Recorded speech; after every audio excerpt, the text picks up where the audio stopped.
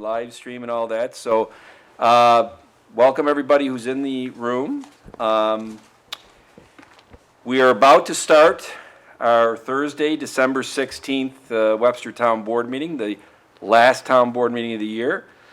And something I want to just say up front is that I want to thank everybody who's in the room tonight, and we do have about 20 people in the room, for understanding why we're all masked based on the state regulation.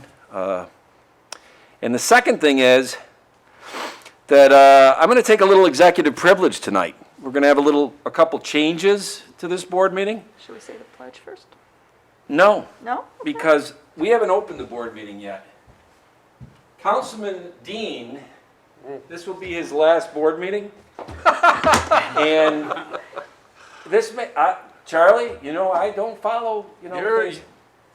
Councilman Dean, you are going to open and close this meeting, and I would like to think that you will lead us in the pledge and do some other things here tonight, so. Okay, tonight's town board meeting, December 16th, is about to start. Pledge allegiance to the flag of the United States of America and to the republic for which it stands, one nation, under God, indivisible, with liberty and justice for all.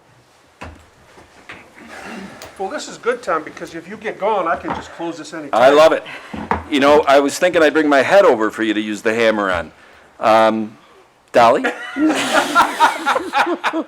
Yeah, Dolly, you gotta go quick. Supervisor Flaherty? Here. Councilwoman Cataldi? Here. Councilman Abbott? Here. Councilman Cahill? Here. Councilman Dean? Here. Town Attorney Genesi? Present. Executive privilege. The next change. Councilman Dean, and actually I would also like Councilman Abbott and Councilwoman Deputy Supervisor Cataldi What's her and name? Councilman Cahill to come up here. As I said earlier, Councilman Dean, on December 31st, will retire. He's had 50 years service to this town. 50 years. Started at the Highway Department when he was 9 years old. Now, this is a proclamation for outstanding public service presented to Barry Dean. This is signed by the supervisor, but I'm taking executive privilege. I would like Bill Abbott and Patty Cataldi to split reading this. You have served with Barry the longest. I hope you don't mind, John. You and I are kind of the rookies, so we'll, Proclamation for outstanding public service presented to Barry Dean. Whereas on December 31st, 2021, after 50 years of dedicated service in a variety of capacities to the town of Webster, Barry Dean will be retiring. And whereas Barry began working for the town in November 1971 at the Highway Department as a laborer, in September 1981, he was promoted to working foreman, and by September 1989, was again promoted to roads foreman.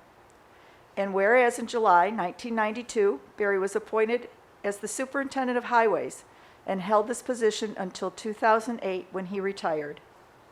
And whereas Barry's love and dedication for Webster and his hopes and dreams for the future of Webster led him to run for town councilman. In November of 2009, Barry was elected as town councilman, and in January 2010, he took office as councilman on the Webster Town Board. And Whereas Barry was a board liaison to several departments during his tenure, these included finance, public works, parks and recreation, Webster Museum, planning and zoning, and the police department, his long years of outstanding service will always be appreciated. And whereas after 12 years in town's governance, Barry will end his service, selfless service, on December 31st, 2021. And whereas Barry Dean gave the most precious gift he could give to this community, his time for this, the Webster owners of Barry a debt of gratitude. Now therefore be it resolved that on this occasion of his retirement, as town councilman, the Webster Community and Webster Board extend our sincerest thanks to Barry and declare Friday, December 17th, 2021, as Barry Dean. Barry Dean. That one caught me. Barry Dean Day in the Town of Webster, dated December 16th, 2021. Hey, tomorrow's my day, Bill? Yeah. Thanks, Daddy. Thanks, Daddy. Thanks, Johnny. Tom, you're a piece of work. Yeah. Thank you. You like your family to come up? Or, Come on, gang. Teddy. I always get choked up on that stuff. Thanks, sweetie. Look at this. My munchkin. Janine, this is Charlotte. Oh my gosh. Where's Janine? He's hiding. Okay. This is my gang. Proud of you. I've known this young man since he was about born. Yeah. He's been our pastor for the last several years. And 71 you surprised me.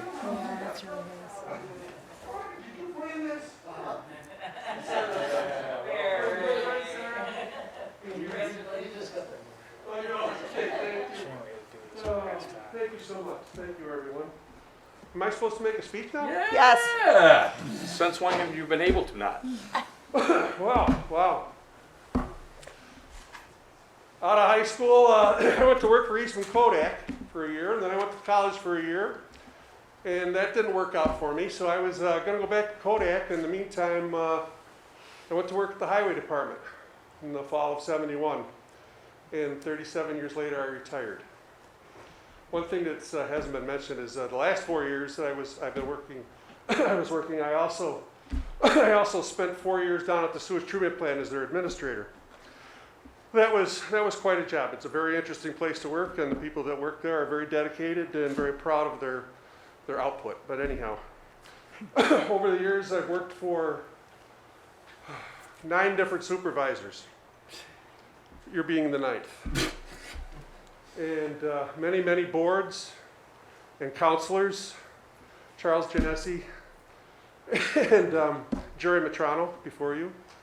And it's been a real pleasure and a real privilege to serve the residents of the town of Webster. I've enjoyed every day of it. Thank you, thank you, thank you. Thank you.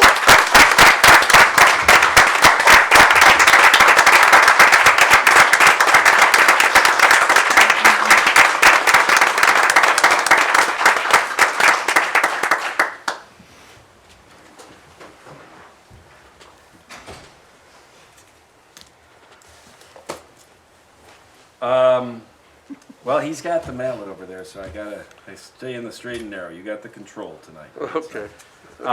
Next up, we have a public hearing to consider a local law adopting the Cold War Veterans Exemption.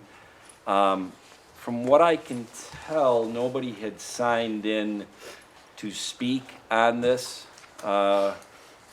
So, Barry, I'm gonna need you to open the public hearing and then close it, unless someone, Public hearing is now open. does anybody have any comments about the Cold War Veterans Exemption that we're proposing? Seeing none, we'll close the public hearing. Okay. Well, in that case, Attorney Genesi, this kind of ends a long road, so to speak, on this one. Patty, I know that you were very instrumental in this. Donna Yes. Komar, our assessor, is here tonight. Patty, if you don't mind reading the resolution, but I will just say this. I think it was in an article I wrote at Veterans Day that, you know, it's nice, words are nice, but actions speak louder than words. And you know, the military and our veterans, when you thank them for their service, and I think everybody is genuine when they do that, but those are words. I like the fact that Webster is a community that what we're doing tonight is taking action to show that we respect all of our veterans. So go ahead there, Patty. This is a resolution of 2021 of the Webster Town Board to enact local law number 6, amending the Webster Town Code to extend the veterans exemption to property owned by a Cold War veteran. At a regular meeting of the Webster Town Board held at the Town Board Meeting Room on the 16th day of December at 7:30 PM. All were present, whereas the Town of Webster has the authority under New York State Constitution, the Municipal Home Rule, and Article 16 of the Town Law to adopt and amend local laws not inconsistent with the provisions of the Constitution or not inconsistent with any general law relating to its property, affairs, or government. Whereas New York State Real Property Tax Law 458-B has been added by Chapter 655 of the laws of 2007 and amended thereafter by various laws of New York State Legislature, and allows the Town of Webster to provide that qualifying residential real property pursuant to such statute be exempt from taxation as set forth in said statute. Whereas the Town Board has the authority under New York State Municipal Home Rule law to adopt and amend a local law to grant exemption allowable to, as set forth in legislation acted by New York State Legislature as set forth in Real Property Tax Law 458-B. It is in both public interest and required by law that a public hearing be held to consider the extent of the benefits of such exemption allowable to Cold War veterans as set forth in the legislation acted by the New York State Legislature as set forth in Real Property Tax Law 458-B. A notice of public hearing was published in the Webster Herald on December 8, 2021, and posted on the Town Bulletin Board. Public hearing on the proposed law was held by Webster Town Board on December 16th at 7:30 PM, all interested persons having an opportunity to be heard. A short form environmental assessment form for the proposed action has been prepared, submitted to the Town Board, reviewed by the Town Board, and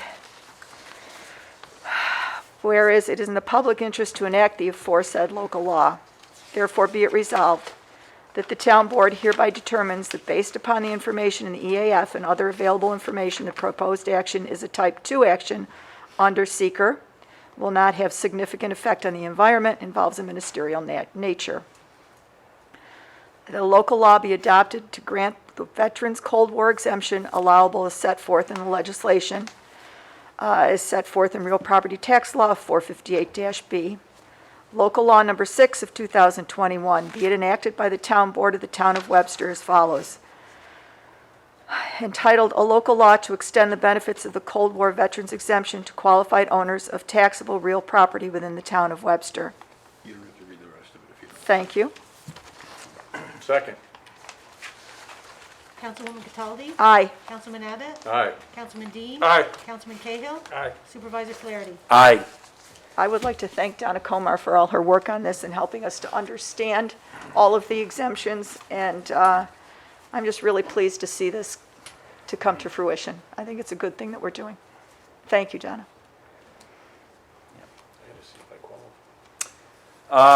Okay, I'm going to continue the invoking of my executive privilege tonight, and I'm going to change the order of things. Next up on the agenda is open to the floor. Each speaker will be allowed 5 minutes. I'm going to move that to after the regular town business number 2, so it will be in between the public hearing on local law 8 and before consideration to approve purchase orders and bills. So next up are the minutes to be considered. I was not at that meeting, so. I would somebody else- move that we approve the minutes as submitted for the December 2nd, 2021 meeting. Second. Councilwoman Cataldi? Aye. Councilman Abbott? Aye. Councilman Dean? I abstain, I was not there. Councilman Cahill? You were there. Aye. Supervisor Flaherty? Abstain. I'm sure it wasn't a workshop. Okay, so we are on the regular town business. 2 weeks ago, there was a public hearing here on Thursday, December 2nd. Deputy Supervisor Cataldi oversaw that board meeting. And that public hearing was for local law number, proposed local law number 7. We just adopted local law number 6 for the year with the veterans exemption. Interestingly enough, this local law number 7 that we did the public hearing on 2 weeks ago was really kind of all in or all out for cannabis in 2022. I say that because through the process of due diligence this board has done, there really is 2 forms of sales, commercial sales that could be done in the town in 2022 based on this state law. One is lounges, consume on site. I've used the analogy that's like a bar, a tavern, a pub for alcohol.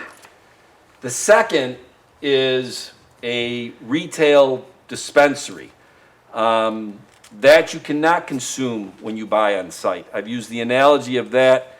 That's like going to a liquor store for alcohol. So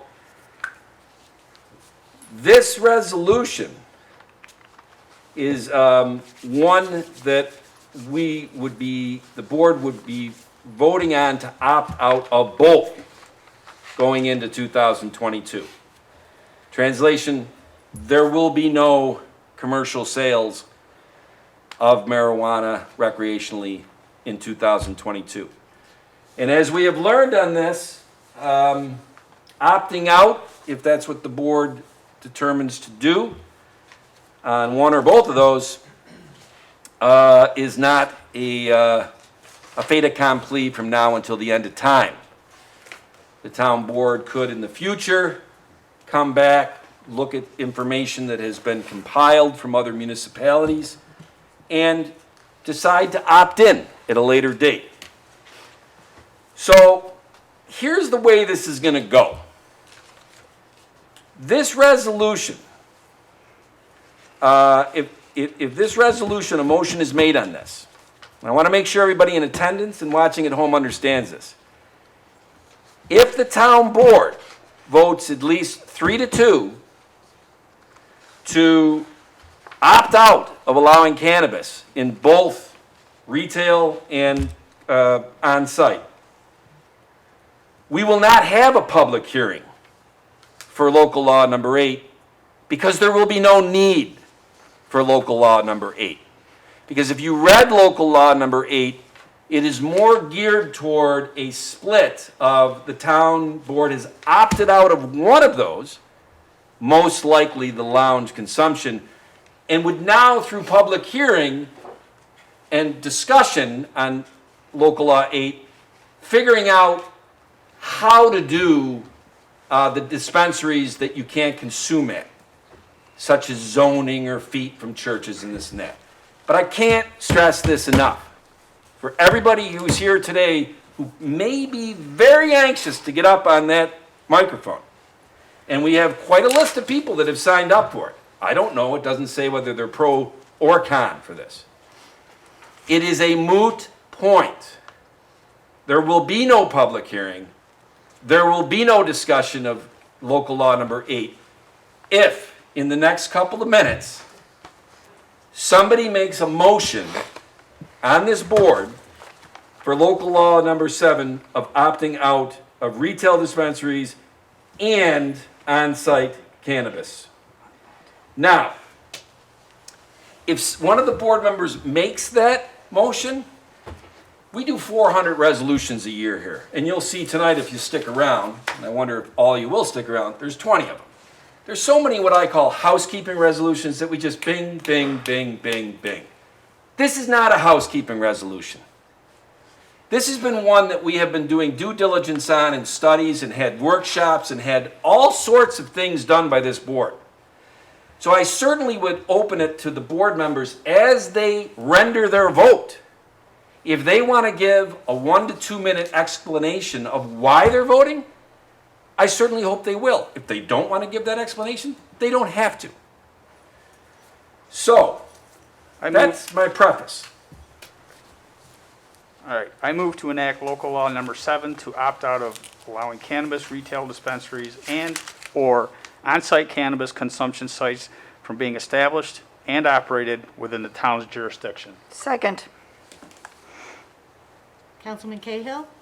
So before I vote, I just want to thank all the parties involved. I've done a lot of reading, listened to both pro and con, and at the end of the day, I make a principled decision in that I cannot, on one hand, support a drug-free Webster, which I do, and at the same time allow dispensaries. So I vote yes to opt out of local law number 7. Councilwoman Cataldi, Aye.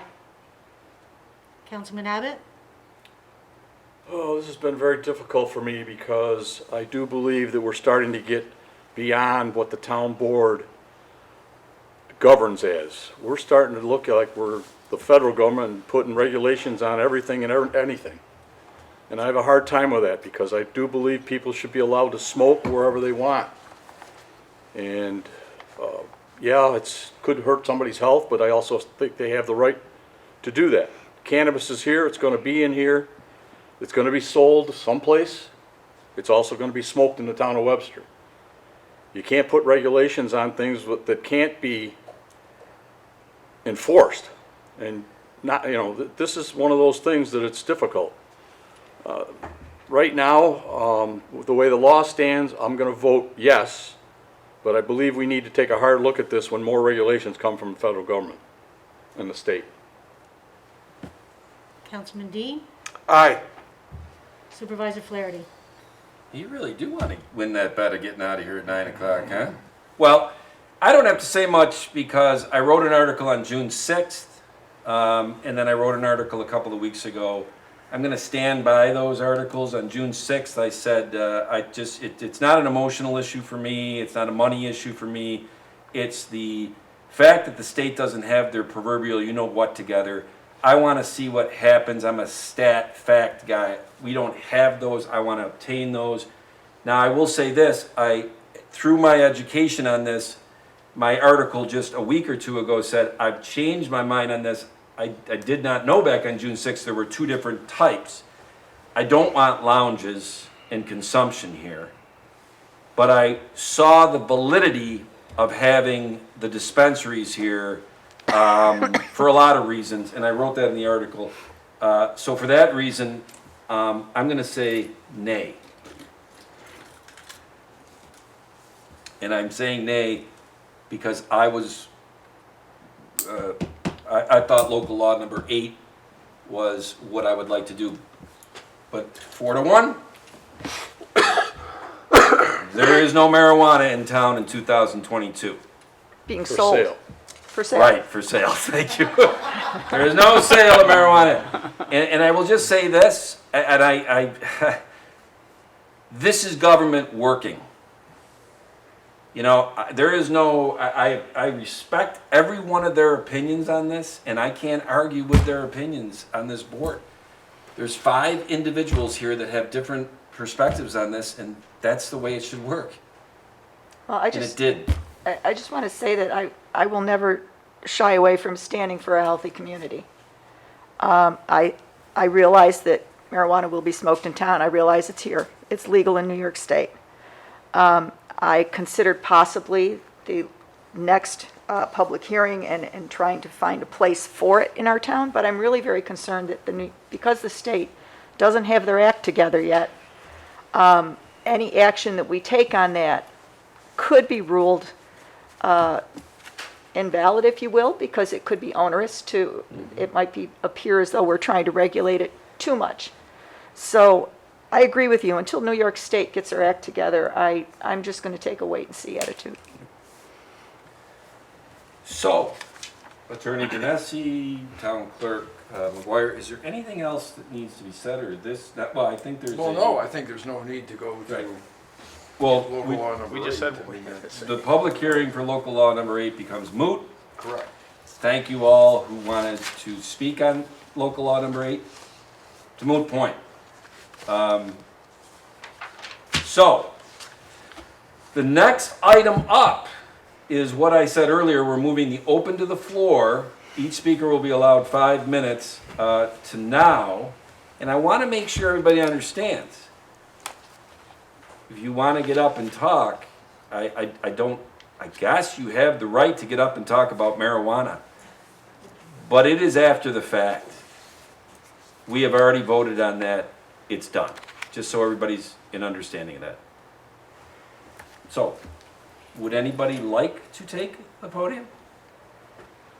We got a couple of hands up. Okay, well, we're gonna go this way, all right? So I think, unless someone's hidden back there that I don't see, this young lady in the red sweater is first. That's you, yes. And if you can give your name and address? And I gotta leave this on, right? Yes. My name is Lori Reynolds, 138 Judson Street, right in the village. On behalf of Webster Citizen Action League, I'd like to pass out Christmas cards to the board and wish everyone a Merry Christmas and a Happy New Year. Is it okay? Sure. Thank you. Merry Christmas. Thank you, Lori. Merry Christmas. Oh, thank you. Well, thank you very much. No, that's okay. You know, I'm used to having because of coffee your splash vote. on everything. That's baklava. Thank you. Where is it? Thank you. Thank you. Thank you, Lori. And as we were moving this way, what's it? You sure? Okay.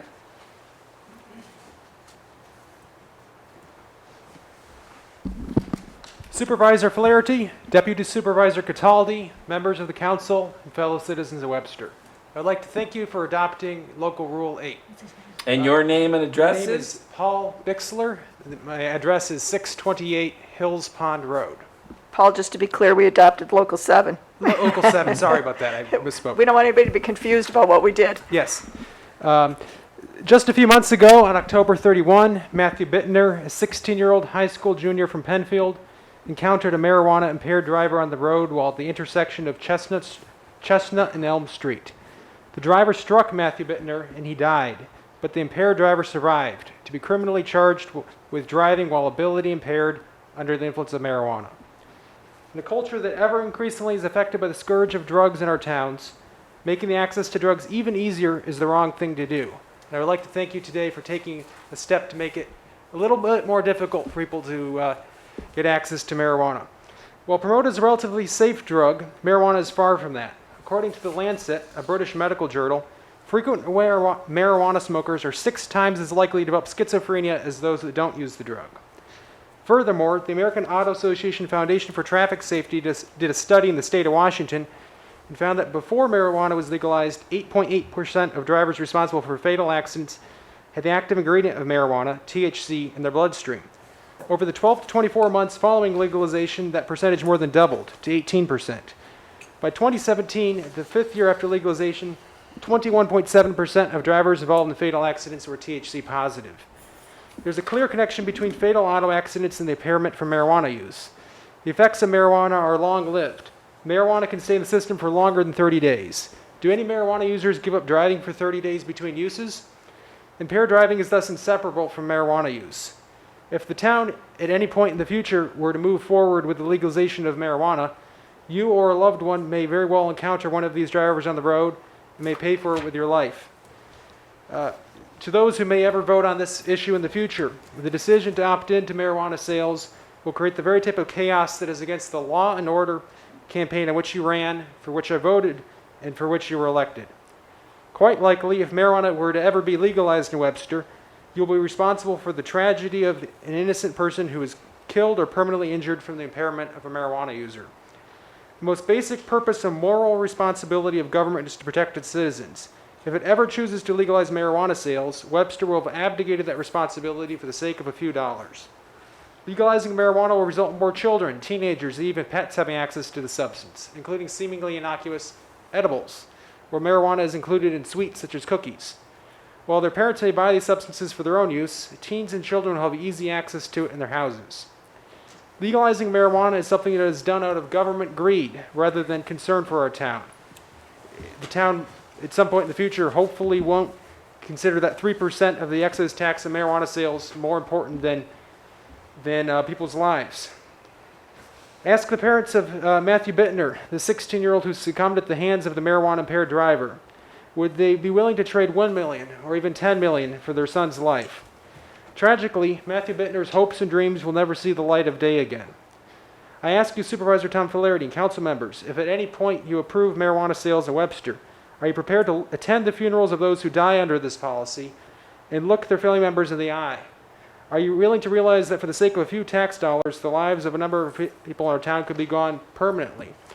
In the end, should you ever do this, you'll be judged by the voters of Webster for your actions. Did you protect the lives of those in our community, or did you seek money at all costs to human life?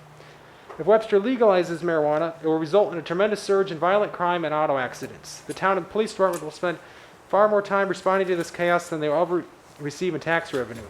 While police officers are responding to an impaired driver crash or intervening in a drug-infused brawl, they won't be able to quickly respond to emergencies. In any likely scenario, our hardworking police officers will be so occupied with the problems caused by marijuana that other crime will be largely ignored, to the point it will skyrocket.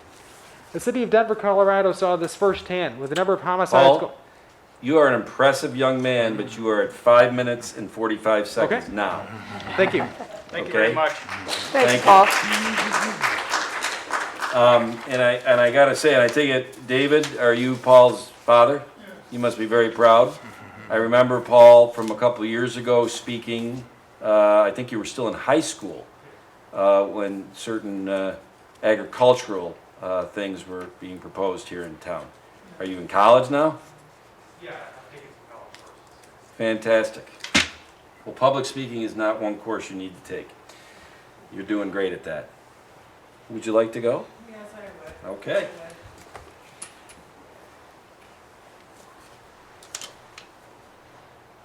My name is Denise Donnelly. I live at 1607 Ridge Road, Webster.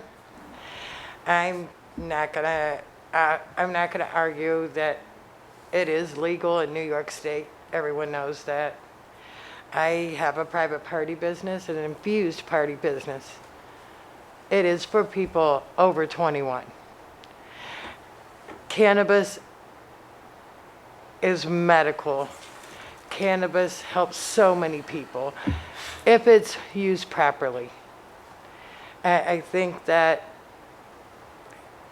people aren't understanding that just because Webster opted out for sale and consumption on site doesn't mean that we can't call Arundecoit and have somebody from Arundecoit deliver in Webster, because that is legal.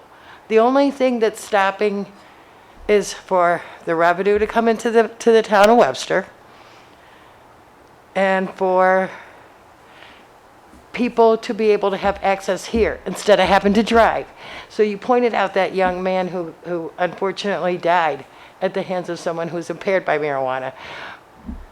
However, but if you have it in the town and you have guidelines and we're prepared, I really feel that we're missing out on what life really is. And I'm sorry, but cannabis is legal. Cannabis is legal just like alcohol. And the stigmatization and the mainstreaming and how the East Coast looks at it as opposed to the West Coast. If you look into Chicago, the numbers are there. I met with Senator Cooney today in downtown Rochester, also Brian Patterson, he's a council member for Rochester, and he's on the marijuana implementation, the legacy board. They have tapped me to be on the women's co-committee for that. I hope that Webster revisits. I think that it's an opportunity for us to embrace the medical side, not just the get high side. I hear everyone's concern about the teenagers and the young kids having access. It's the same as alcohol. A drug is a drug is a drug, whether it's alcohol, nicotine, or marijuana. And all I can say is that I hope that this is revisited soon. The numbers, the statistics, the information is all out there. Unfortunately, I wasn't able to make the town meeting. I didn't have any knowledge of it, or I would have been here with the New York State Growers Association. I really urge this board to convene and hear the townspeople out. I think that people weren't really as informed and knowing to be able to talk to our leaders to say what we really want. Some, maybe not all. Thank you for your time. Thank you, Denise. Thank you. And I know as I was coming across Paul's dad wants to talk.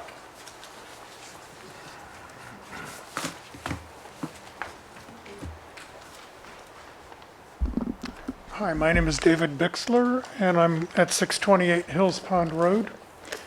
Members of the council and fellow citizens of Webster, thank you for voting to hold this off for the time being, and that is particularly pertinent.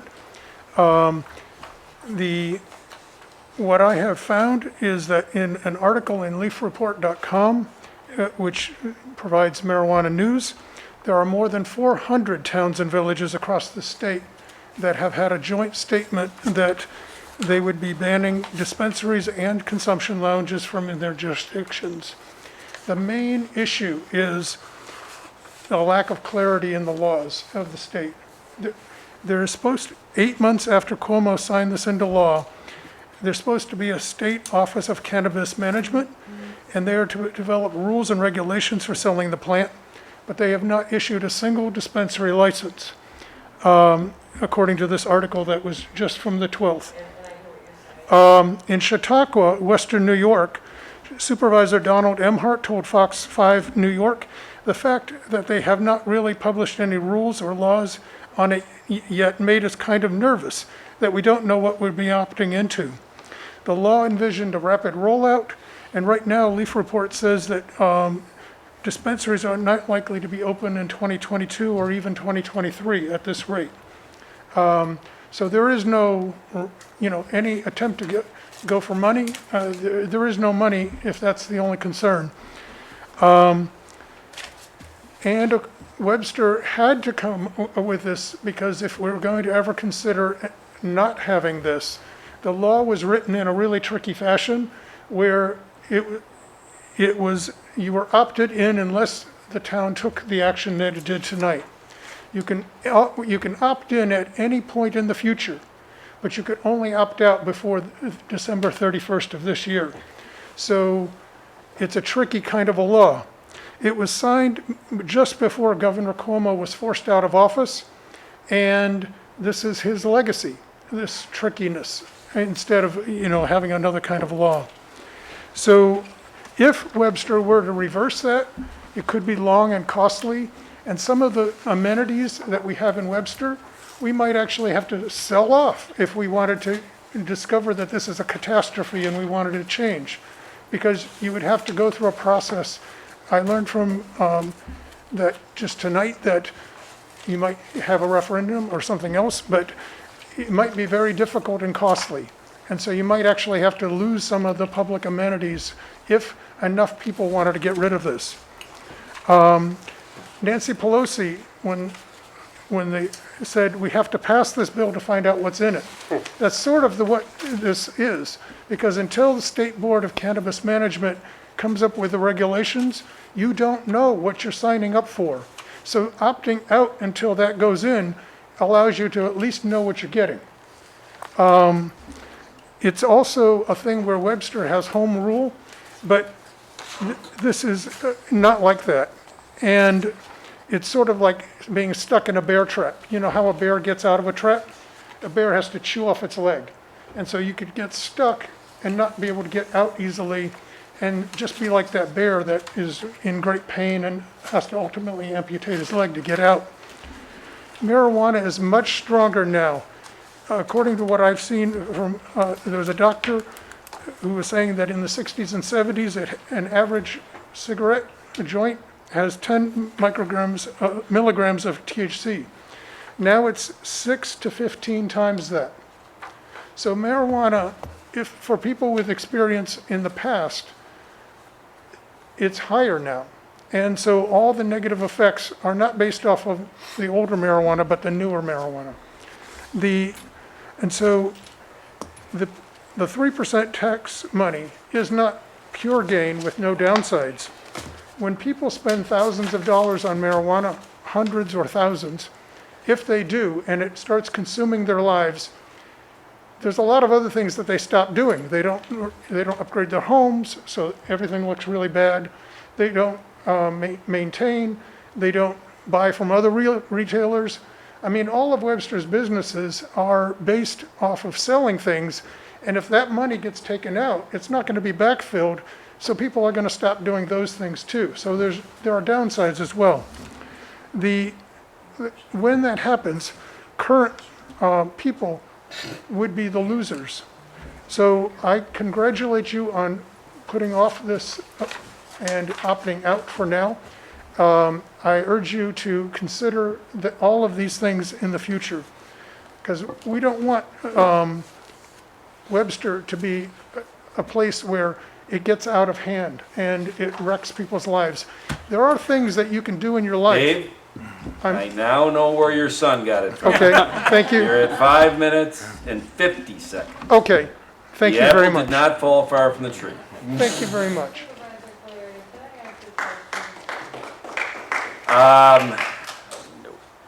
Yes, but anything, you have to go up to the podium. You can ask a question, okay?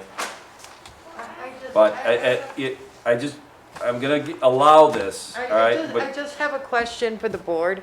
Sure. If we're opting out now, are you planning on implementing information board to do further research as the laws come down? From what Senator Cooney told us this afternoon, that he is a part of the regulatory commission.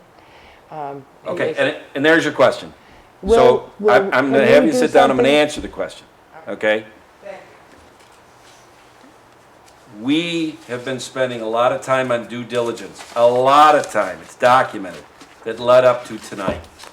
Tonight is the completion of what's called Phase 1. We now know what the town's doing going into 2022.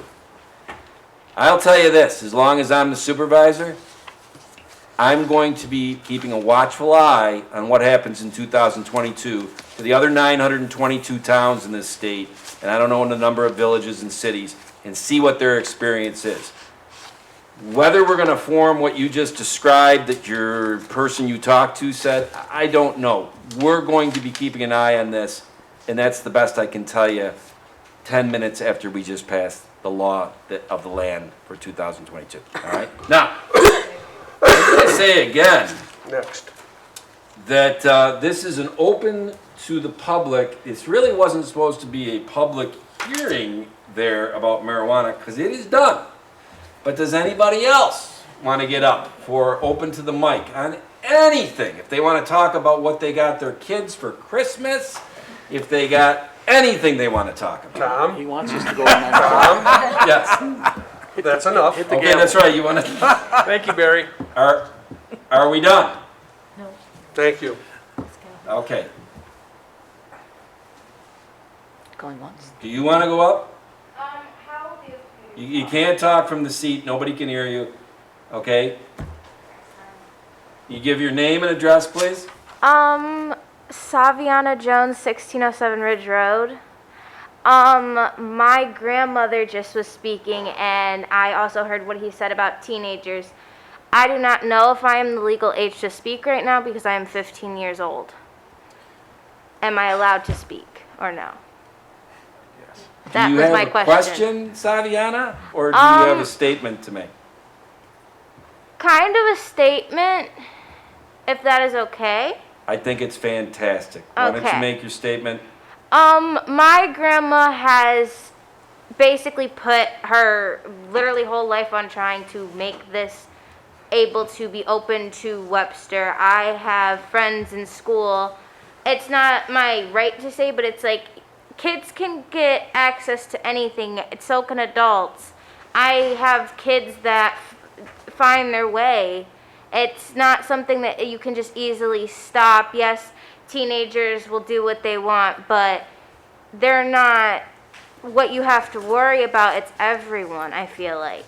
Because it's just, I know friends that somehow get alcohol from just stealing it, not even from their parents. And it's just, it's like you're saying something that you basically, I don't know what else to say. Okay, well, I think you did a wonderful job. I'm sorry, To be it's honest with just you, like- representing a 15-year-old, you did a wonderful job, and I want to thank you very much. Yeah. Okay?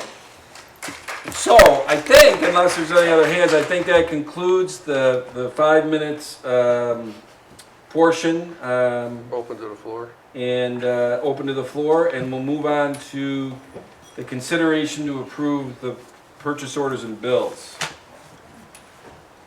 I did review the bills and found them to be in order, and I would move that we pay to the bills as submitted by the Director of Finance. Second.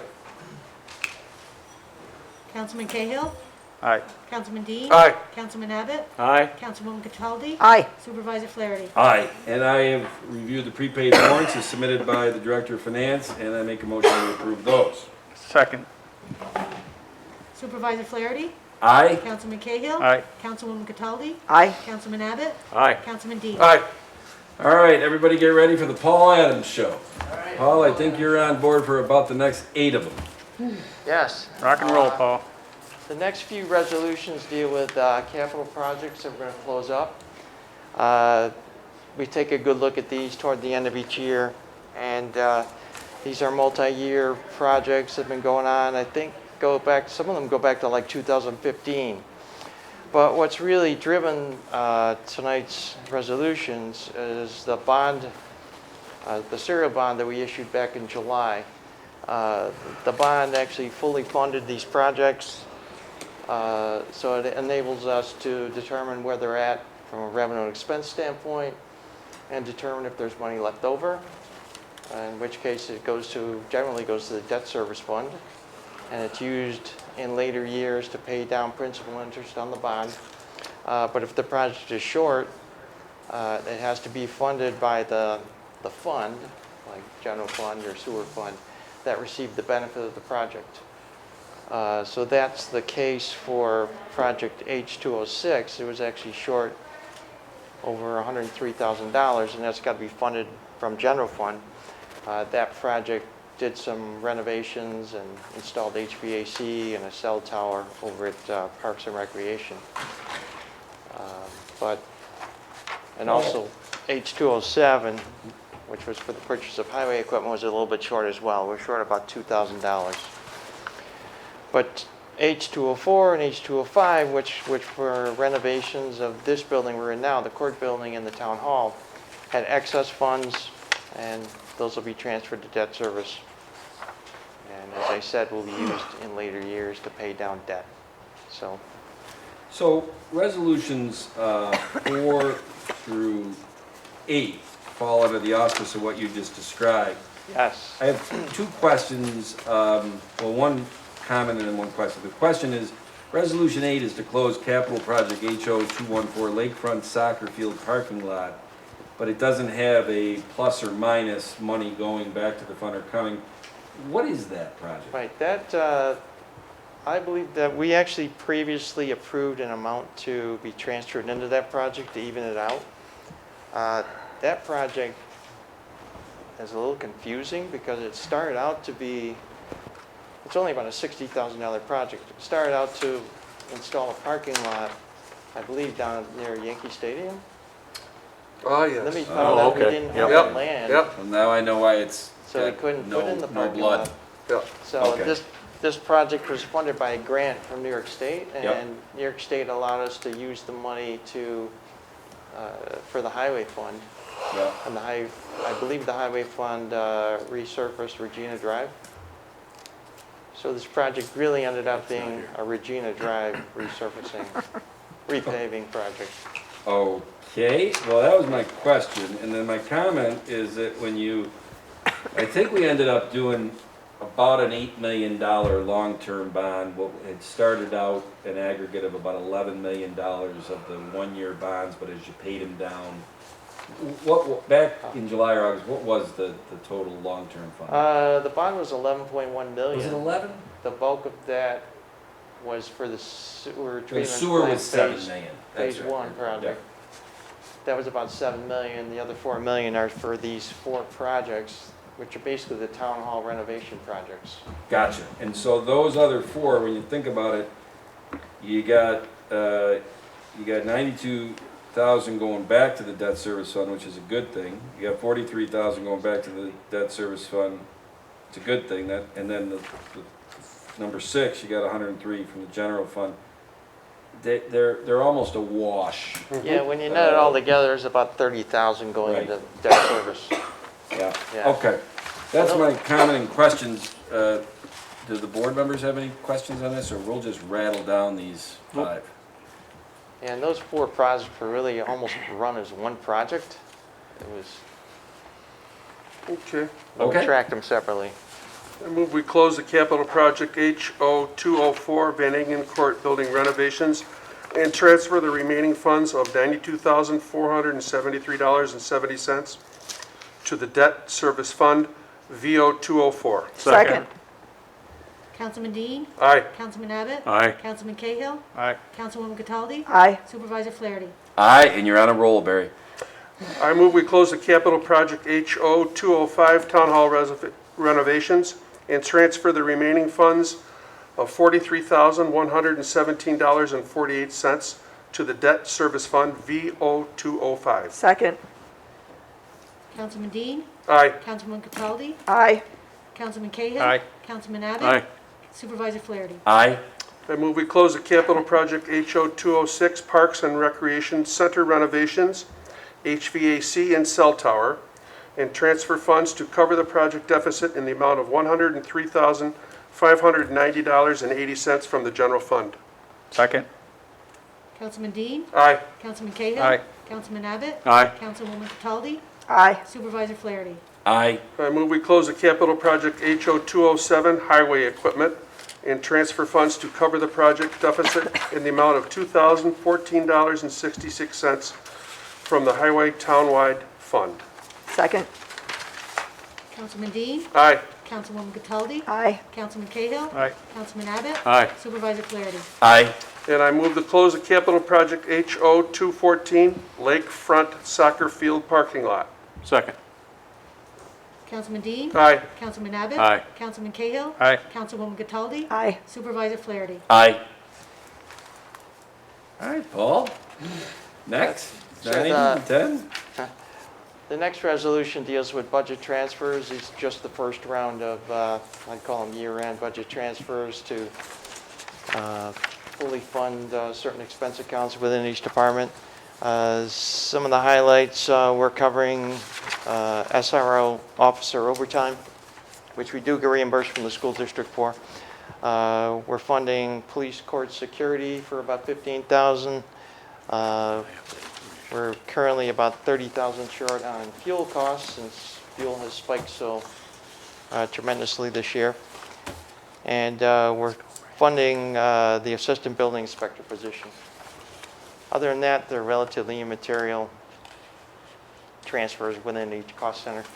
And Paul, based on our third quarter budget to actual meetings with the department heads and board liaisons, in aggregate, we were doing much better on pace actual to our budget for 2021. Is that We are. still look good? Yeah, it looks good. All right. And there's Any also a questions? resolution to amend the budget. Yes. And that has to do with capital project H206, which we just approved to close. And that's basically to fund the $103,590.80, which has to come from general fund to even out that project. Okay. Want me to go? Sure. I move we approve budget transfers as submitted by the Director of Finance. Second. Councilman Dean. Aye. Councilman Abbott. Aye. Councilman Cahill. Aye. Councilwoman Cataldi. Aye. Supervisor Flaherty. Aye. And I move that we approve budget amendments as submitted by the Director of Finance. Second. Councilman Dean. Aye. Councilwoman Cataldi. Aye. Councilman Cahill. Aye. Councilman Abbott. Aye. Supervisor Flaherty. Aye. Paul? It's me again. Yeah. The next resolution is to amend the town's procurement policy. We're in the process of obtaining RFPs for the sewer treatment plant Phase 2 project for a firm to come in and manage the project in conjunction with New York State Energy Law, Article 9.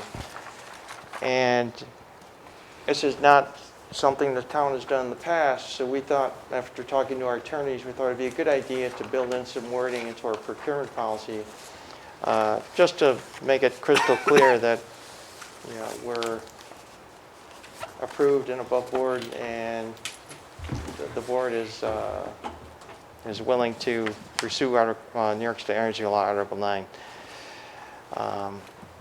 So I added that as guideline 16 in the procurement policy, and I also made a couple small changes in guideline 11, just adding the titles of Director of Community Development and Town Engineer, and I took out the Commissioner of Public Works as approvers. Any questions by the board? No. I move we amend the Town of Webster's procurement policy. Second. Councilman Dean. Aye. Councilman Abbott. Aye. Councilman Cahill. Aye. Councilwoman Cataldi. Aye. Supervisor Flaherty. Aye. And before you explain the next one, Paul, I just want to let the record show it is 8:25, and we have finished the 11th resolution, which I think is exactly what Deputy Town Supervisor Cataldi had on her docket 2 weeks ago, and I'm 2 minutes ahead. Thank you, Councilman Dean.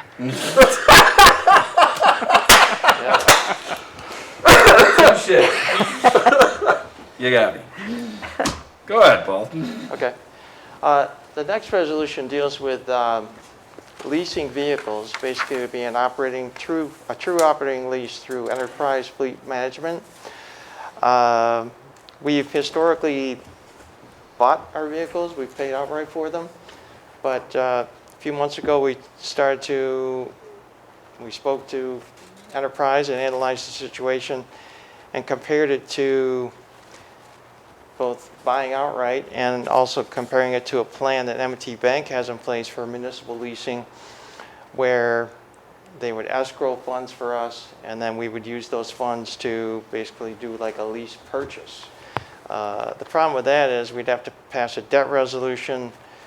As there's actually a lot more red tape. With the Enterprise Fleet Management option, as I said, there are operating leases. We don't own the vehicles. We pay a monthly lease for them. So there's no need for a bond resolution. And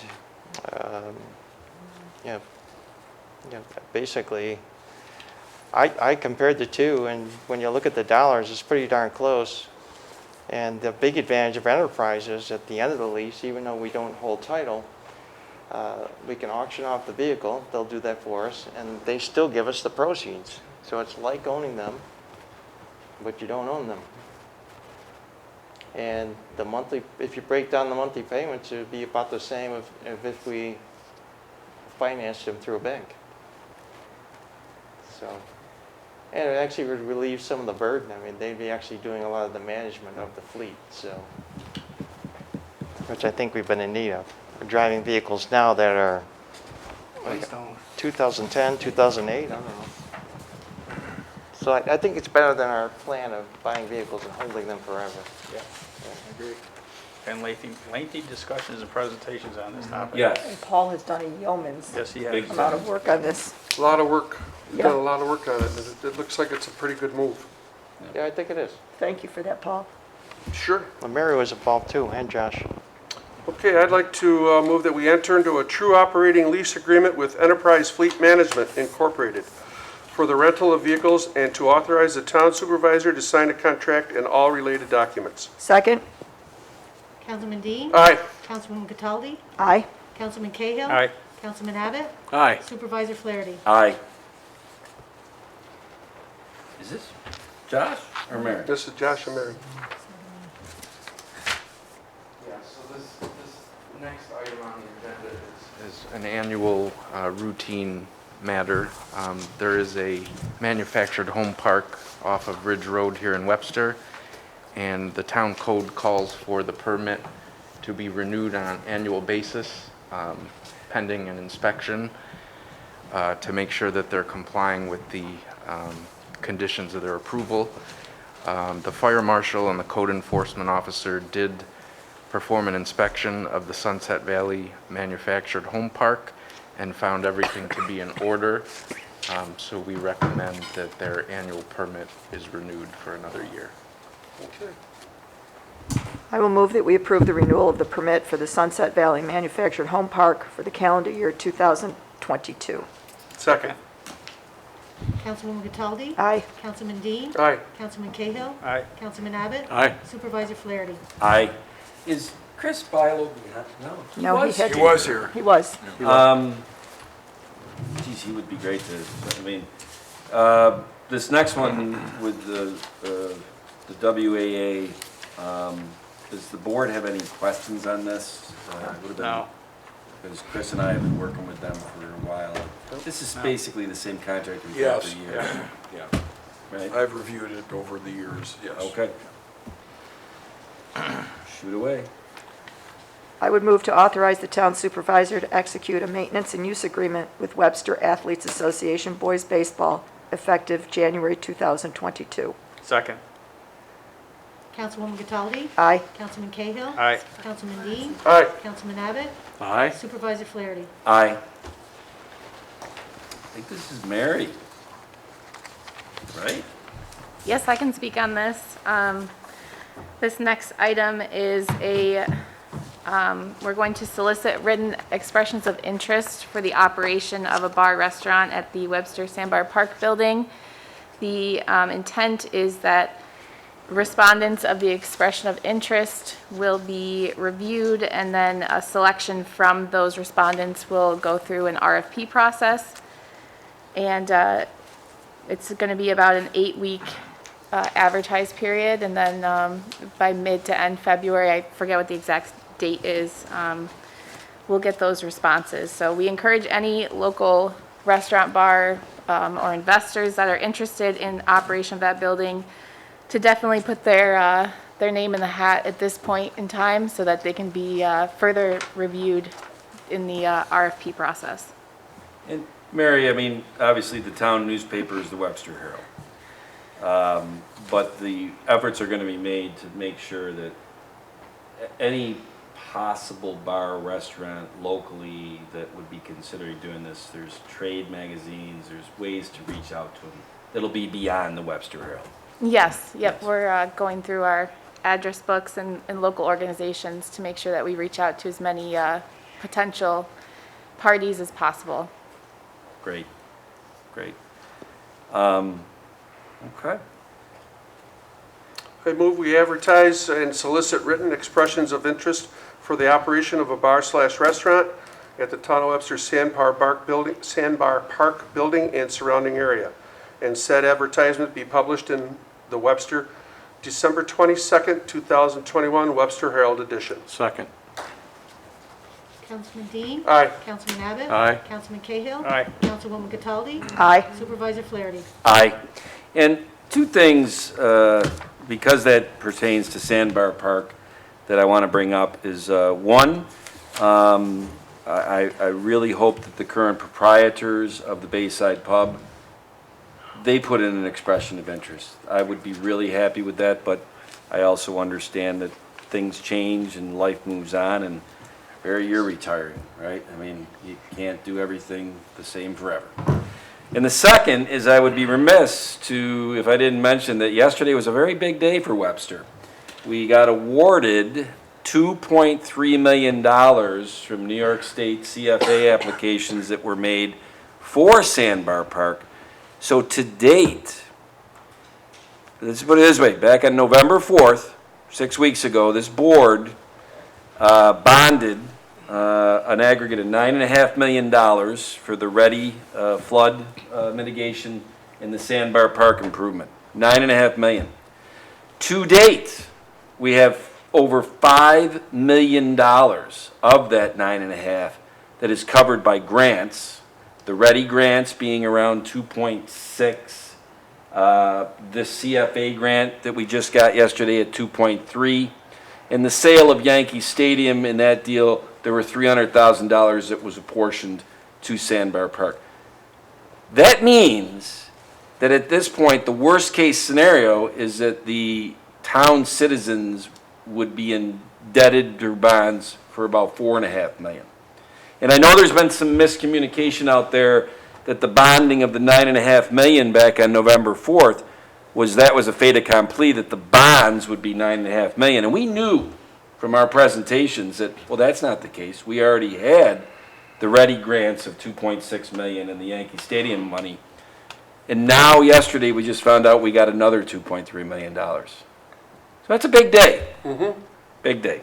So, That being moving on. said, I just wanted to add into that I'd like to give acknowledge the hard work that Matt Chatfield has done Big time.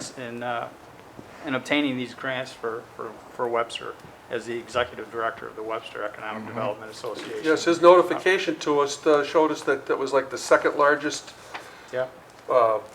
grant in the Finger Lakes area, and that it was very, very high on New York State's opinion Yes. as far as lakefront development. Yeah. Matt has derived millions of dollars for the, not only the town, but also the village of Webster through his grant writing. He is very, very talented young man, and we're very fortunate to have him. Yes, we are. And it's actually a very unique partnership with the Webster Economic Development Alliance. It's a partnership of town, village, school district, business improvement district, and the chamber. And that is something that came out of years ago, many, many years of work on the Case for Business Committee from the Chamber of Commerce that I served on for many years. And we saw a need to have someone like Matt out there promoting Webster and obtaining grants. He's done a fabulous job. He really has, and I've made a slang statement that if we have a project in town that's $2 million, Matt, go out and get us $2.1 million of grants. It's just so much easier to move a project ahead if it's all paid for, not with bonding and indebtedness to the town. Just makes it a lot easier. So, all right, we are up to, is Chief, no, he's not here either. See, they all came for you, Barry, and then No, once- he got on the phone, he had to go. Oh, did he have to go? Yeah, he had to Okay, leave. and really, to tell you the truth, this is more in Mary's purview, but I know that, Mary, the chief has been great as a consultant for us on Yes, this, I but- do not know much about court security. So he's been our expert here at the town to help with developing this RFP. Well, actually, it's a bid for armed court security at the Webster Courthouse. This will be published in the Wednesday Herald next week, and I believe that's about a 4-week advertised period to be opened in mid-January. Okay? Any comments, questions from the board? No? Okay. I move we advertise and solicit bids for armed court security at the Webster Courthouse and set advertisement to be published in the Wednesday, December 22nd, 2021 Webster Herald edition. Second? Councilman Dean. Aye. Councilman Abbott. Aye. Councilman Cahill. Aye. Councilwoman Cataldi. Aye. Supervisor Flaherty. Aye. And Arthur is not here. Patty, you might have this next one? Just setting the public We're just hearing. setting a public hearing. No. Oh, okay. So I would move to set a public hearing on January 6th, 2022, to consider an extension of the Town of Webster Consolidated Sewer District to include the Sienna Reserve Development to be advertised in the Webster Herald on Wednesday, December 22nd, 2021. Second. Councilwoman Cataldi. Aye. Councilman Cahill. Aye. Councilman Dean. Aye. Councilman Abbott. Aye. Supervisor Flaherty. Aye. This next one I'm going to leave as a combination of Charlie and Patty and John, because they're kind of running this project, so to speak. Yeah, we have no information. You're not going to move on? No, we don't want to, excuse us just for a Sure, moment. sure. Oh, that's up to you. I'm fine with that, not putting date. I don't know if anybody wants to. Do you want to put a date on it? Okay.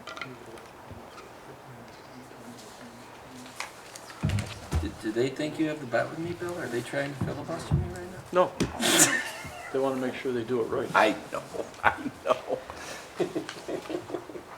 Because I don't we don't want have to any amend information on it. Well, we still have to amend it. Well, there's a lot of information to look at on that one, isn't there, Bill? I put in there too, where they're after. I would say, I would say just put the, let's see.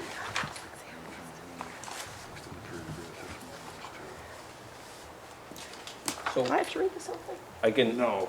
Okay, Uh, so oh, go ahead.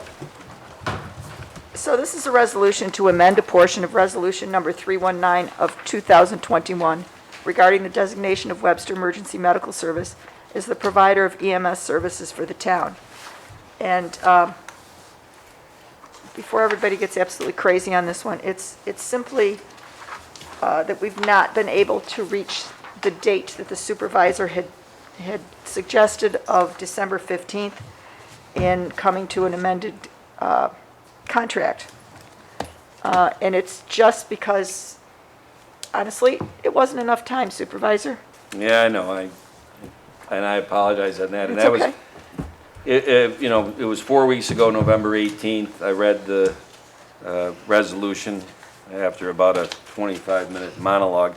And within that, it said that we would have amended contract terms worked out by December 15th. To Right. go into effect January 1st. And in hindsight, I did you dirty on that, and I apologize. So I know you guys have been doing yeoman work, and there's just so much information to go through on that. And I did want to add that we have been working towards this with Nichols and their board and their leadership, and we are certain that we will reach an agreement, but we would like to prolong that just a little bit.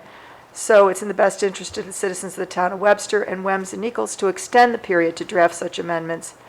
I'm going to say to January 30th. Or thereafter, is necessitated by due diligence to ascertain such services for the residents of the town of Webster.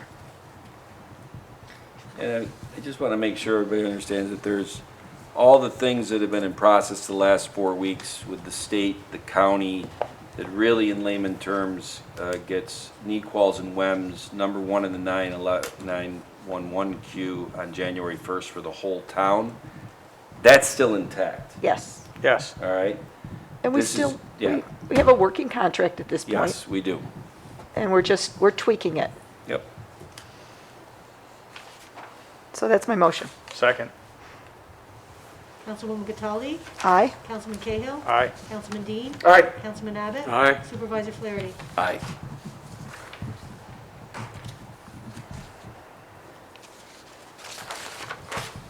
You want me to do the cleanup ones, Barry? Well, this, Oh, there it goes. what about 18? We just did that. We We just just did did it, that yep. one, yes, okay, I was looking at It was a lot of No, talk. I'll clean it up for you. Resolution, I would like to declare the following items for recycling for the town clerk's department. An HP Laser 4200 printer, asset tag number 03158. Second. Councilman Dean? Aye. Councilman Cahill? Aye. Councilman Abbott? Aye. Councilwoman Cataldi? Aye. Supervisor Flaherty? Aye.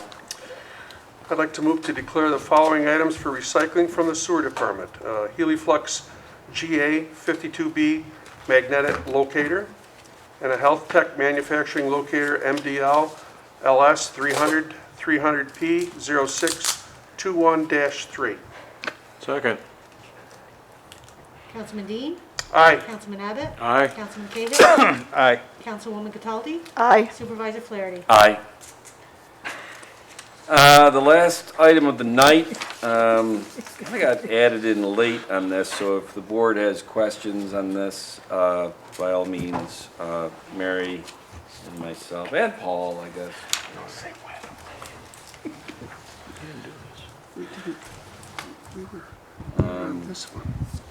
Do you have any questions? No, because we kind of batted this around a while. Yeah, I mean, Mary, Sienna one. we, as you're moving in parallel to put the bids together for, you know, us breaking ground at Sandbar in April, knock on wood, we're pretty certain that a construction manager structure is probably what's gonna end up being in place. I know that the town has done it before with the renovations of here and the town hall. Barry, on the rec center, there was a construction manager. So we figured we'd start that process. Okay.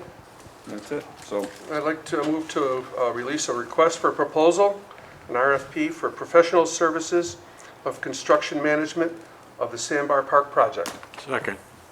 Councilman Dean. Aye. Councilman Abbott. Aye. Councilman Cahill. Aye. Councilwoman Cataldi. Aye. Supervisor Flaherty. aye. Tom, before we go any further, I think we skipped number 17. No. No, I read it. You read it, but did we vote on that? Yes. Okay. Because I thought that ran right with the number 18 as well. Sounded like that whole thing was going on at the same time. No. Okay, we're all set with that? Yes. Okay. And then the one tabled item, I'll make a motion that we table it again, but I just want to explain, and Mary, you might be able to help on this one too. It might be that Town Supervisor in Penfield, Tony LaFountain, who's retiring at the end of December, is hanging out with Barry this month, so they aren't getting anything done because they're retiring short-timers. But the more real reason that we have to table this again is that Charlie, I think you and the town attorney from Penfield are still working out just the fine print of this IMA. Tony, Supervisor LaFountain has said they're moving their motion on this to have the supervisor sign the final IMA to January 5th, their board meeting. So it seems appropriate that we would do ours on January 6th, so. That's Does better. anybody have any questions on that? No. No. Then Barry, you want to make a motion to do that, or? Which one's that? To table? Yes, I'd be glad to. I'd like to make a motion to, excuse me, Table. to table The tabled item. the tabled item, which is a resolution to accept Penfield Sewer Bypass IMA terms and authorize the supervisor to sign in the IMA. I'd like to move to table that item. Second? He second, John did. John. Councilman Dean. Aye. Councilman Cahill. Aye. Councilman Abbott. Aye. Councilwoman Cataldi. Aye. Supervisor Flaherty. Aye. Well, that concludes, Hey, where'd my gavel go? yeah, you know, I passed it down 'cause I thought we were done. Bill passed it back down here. Well, we We'll are, have to get but up we and walk gotta down do there. the, you know, 5 it's okay. minutes to see if anybody wants to call in, and while we do that, we'll go around the room, and I hate to say it, we're gonna end with you, Barry. Okay. So we'll go right across. Mary? Yeah, there's a lot of moving pieces with some of our capital projects in town right now, so it's getting exciting that we're getting close to bid documents on Sandbar Park in the next couple weeks. So although it's typically a slow time, the few weeks between Christmas and New Year's, it's going to be quite busy in the engineering department. So we're working through that, and then we also kicked off the highway facility feasibility study and conceptual design with our consultant MRB this week.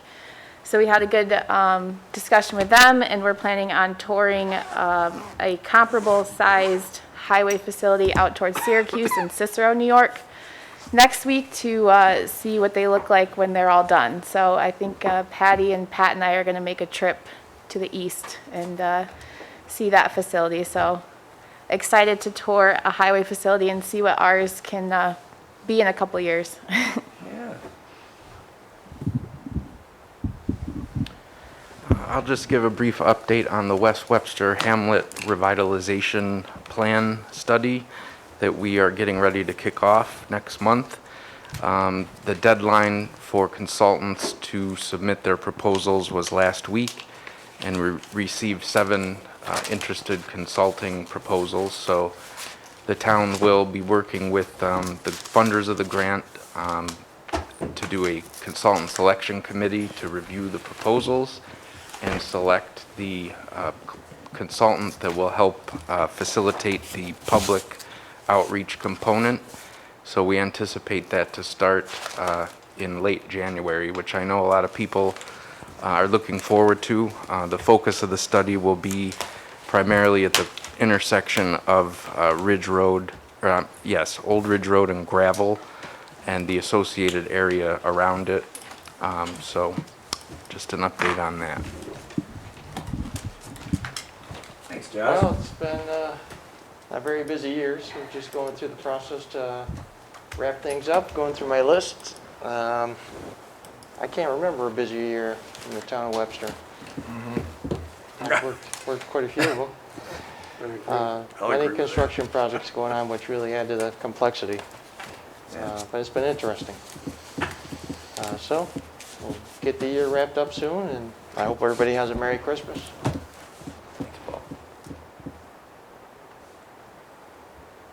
John?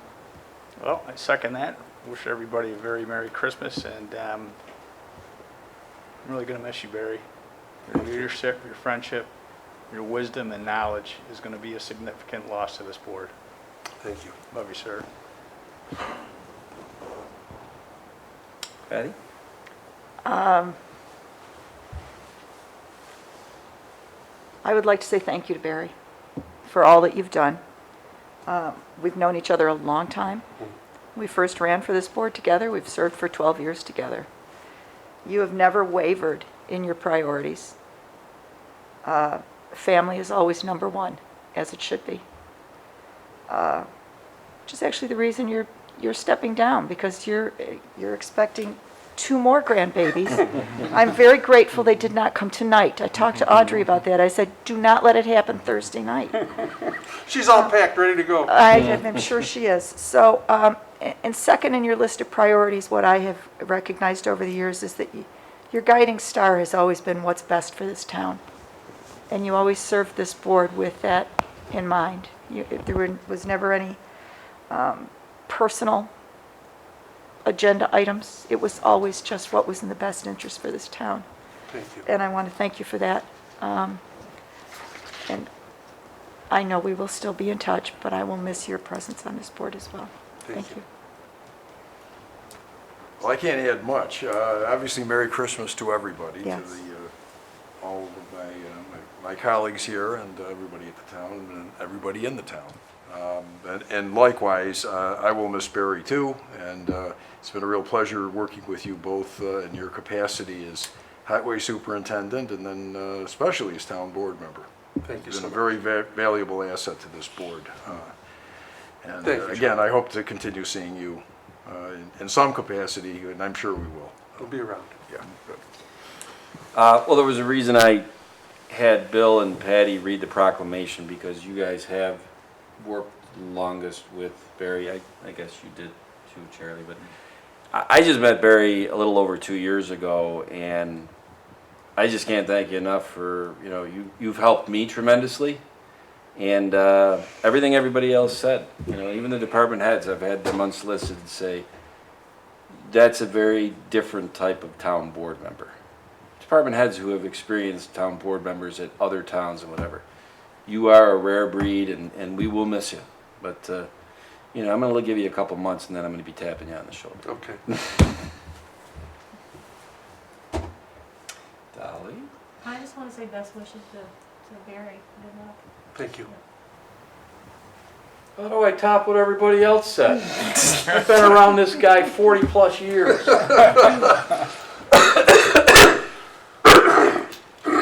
He's always looked for the town's best interests all the time.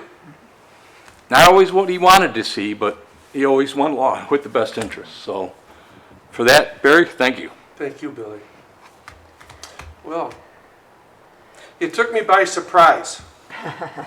That was a very, very, very nice surprise to see my family. I didn't expect any of that.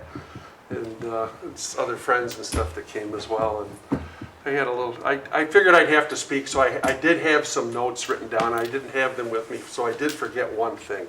2 things, actually. Over the years, like I said, I worked for 9 different supervisors and a variety of boards, and they all came from all different walks of life. I mean, some professionals, some farmers, some business owners, all different walks of life. And they all had one thing in common, and that was that they were all for what was the very best thing for Webster.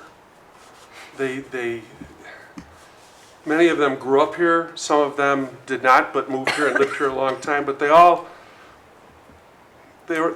looking out for what was best for Webster residents, and it's been a real pleasure to work with folks like that. As highway superintendent, they give me my head. I could just go, and I was able to innovate. I was able to experiment with certain types of snow removal products and that kind of deal. And they just, you know, if you were up front and forward, they always just, you know, okay, sometimes I didn't win every argument, that's for sure. But usually it was out of good common sense that I didn't get a certain wish or that kind of thing. So I've always felt a tremendous amount of support for the people that I worked for or worked alongside. So it's been really great. And the same thing with the residents. The residents have been wonderful. They can be tough, you know, because you're not always giving them everything they want, but they're always, if you talk to them, they always seem to understand for the very most part. And the other thing I wanted to say is, Ginny, you're going to be sitting up here soon. Do not be afraid to ask questions, because there's going to be a lot going on up here you're just not going to fathom immediately. And the sooner you ask the questions, the sooner you'll be up, because it's sometimes it's hard to ask the question. You know, you don't want to appear unknowing, okay? But thank you all so much. I appreciate everybody's support and confidence, and I really enjoyed it tremendously. It's been a really, really nice career, and I have been blessed. Thank you. Thanks, Barry. Well, I do think we probably missed one thing in this roundtable. We should remind people that we're giving away COVID tests on Saturday. I hate to be the one to throw the water on this, but thank you, Patty. we should probably remind folks of that, because Karen has worked very hard on organizing that. Yeah. You want to give some details? Yes, that event at the access point is at Orchard and Phillips on Saturday, December 18th, and the event starts at 10 a.m. Eastern and goes to 2 p.m. Eastern. It's a 4-hour event. It's for the residents of Webster, so please have, I think Karen said, your driver's license, or if you have a utility bill that shows. You get 1 2-pack of these home tests per car. If anybody's ever gone to Wegmans or to Hagedorn's or any of the pharmacies in town, it's about a $25 purchase, these tests at the store. So this is pretty nice that we got this allotment from Monroe County, and hopefully we won't freeze on Saturday, all the volunteers, as we work this event. 10 a.m. to 2 p.m., Saturday, December 18th. And there's information on our website, there's information on all our social media platforms, Yes. and everywhere we could spread it, we have. Yep. All right. Well, with that being said, tonight's meeting is closed.